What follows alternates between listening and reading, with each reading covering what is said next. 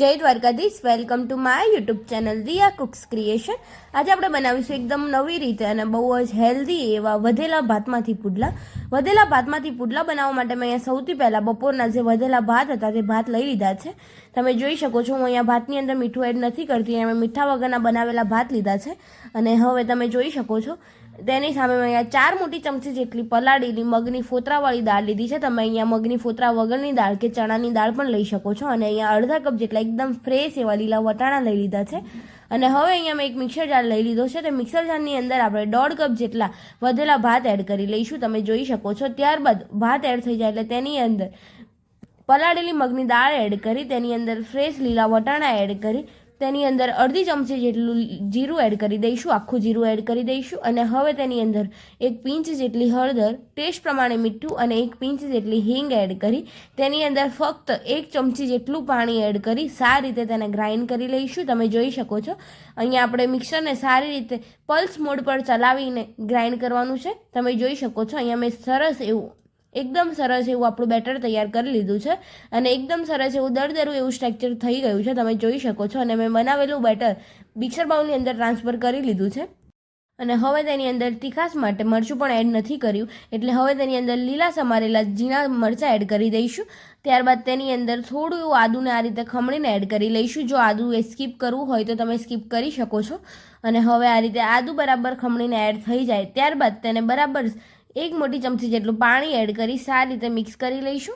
તમે જોઈ શકો છો બહુ જ સરસ એવું જેટલું આપણું પુડલાનું બેટર પતલું હોય છે તે રીતેનું બનાવીશું। બહુ વધારે પડતું પતલું કે બહુ વધારે થીક એવું નહીં રાખવાનું, તમને પુડલા ઉતારતા ફાવે તે રીતેનું બેટર બનાવી લઈશું। તમે જોઈ શકો છો આ રીતે પાણી એડ કરીને સારી રીતે બરાબર તેને મિક્સ કરીને એકદમ સરસ એવી પુડલા ઉતારતા ફાવે તેવી કન્સિસ્ટન્સી સાથે બેટર બનાવી લઈશું।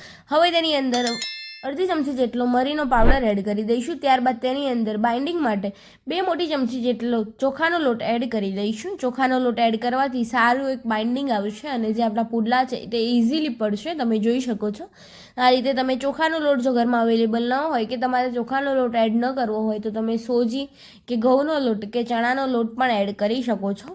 ચણાના લોટથી પણ બહુ જ સરસ એવો ટેસ્ટ આવે છે। બને ત્યાર સુધી ઘઉંનો લોટ સ્કીપ કરવાનો, કારણ કે ચણાનો લોટ એ બહુ હેલ્ધી છે। ચણાનો લોટ તમે એડ કરી શકો છો। હવે બરાબર સારી રીતે થોડું એવું પાણી એડ કરી એકદમ સરસ એવું તેને બરાબર સારી રીતે ફેટીને બેટર બનાવી લઈશું। તમે જોઈ શકો છો મેં અહીંયા આ રીતેની એકદમ પતલી કન્સિસ્ટન્સી પણ નહીં અને બહુ જાડી કન્સિસ્ટન્સી પણ નહીં તે રીતેનું બેટર બનાવી લીધું છે। આ રીતે આપણે સારું એવું બેટર બનાવીને તૈયાર કરી લઈશું। અને હવે આપણું બેટર બની જાય ત્યારબાદ અહીંયા મેં ઢોસાની તવો એટલે કે ઢોસા પેન ગરમ કરવા માટે મૂકી દીધી છે। તેની અંદર આપણે ફક્ત અડધી ચમચી જેટલું તેલ એડ કરી લઈશું અને તેલ એડ થઈ જાય એટલે તેની અંદર થોડું એવું આ રીતે પીંછની મદદથી ગ્રીસ કરી લઈશું। તમે અહીંયા તેલની જગ્યાએ ઘીનો પણ ઉપયોગ કરી શકો છો। હવે બરાબર તેલ ગ્રીસ થઈ જાય એટલે તેની ઉપર થોડું એવું જીરું એડ કરી સફેદ તલ એડ કરી લઈશું। જીરું અને તલનો ટેસ્ટ બહુ જ સરસ આવે છે। અને બનાવેલું જે બેટર છે તે બેટરને આપણે આ રીતે એડ કરી થોડુંક એવું સ્પ્રેડ કરી લઈશું। જો તમારે જાડું જોઈતું હોય તો સ્પ્રેડ પણ નહીં કરવાનું અને પતલું જોઈતું હોય તો તમે હજી પાણી એડ કરીને થોડું વધારે મોટું એવું બનાવી શકો છો। અને હવે તેને ઢાંકીને આ રીતે થોડીક વાર કૂક થવા દઈશું અને ઉપરની સ્ક્રીન ડ્રાય થઈ જાય ત્યારબાદ તેને આપણે આ રીતે સાઈડમાંથી ડિમોલ્ડ કરી લઈશું, તમે જોઈ શકો છો। અને હવે આ રીતે એકદમ સરસ એવું સાઈડમાંથી ડિમોલ્ડ થઈ જાય એટલે વચ્ચે આ રીતે તાવેતો નાખી આ રીતે પલટાવી લઈશું અને બહુ જ સરસ એવું તેને એકદમ સરસ એવું શેકાવા દઈશું, તમે જોઈ શકો છો। ફરી તેને ઢાંકીને આપણે થોડીક વાર માટે કૂક થવા દઈશું અને થોડીક વાર પછી તમે જોઈ શકો છો હું તમને આ રીતે પલટાવીને બતાવું તો એકદમ સરસ એવો આપણો ચીડલો બનીને તૈયાર થઈ ગયો છે। હવે સેમ પ્રોસેસથી આપણે બીજો ચીડલો બનાવવા માટે આ રીતે મેં અહીંયા થોડું એવું તેલ ગરમ કરવા મૂકી દીધું છે। તેની ઉપર થોડું જીરું અને સફેદ તલ એડ કરી ફરી આપણે સેમ પ્રોસેસથી બેટરને એડ કરી લઈશું, તમે જોઈ શકો છો।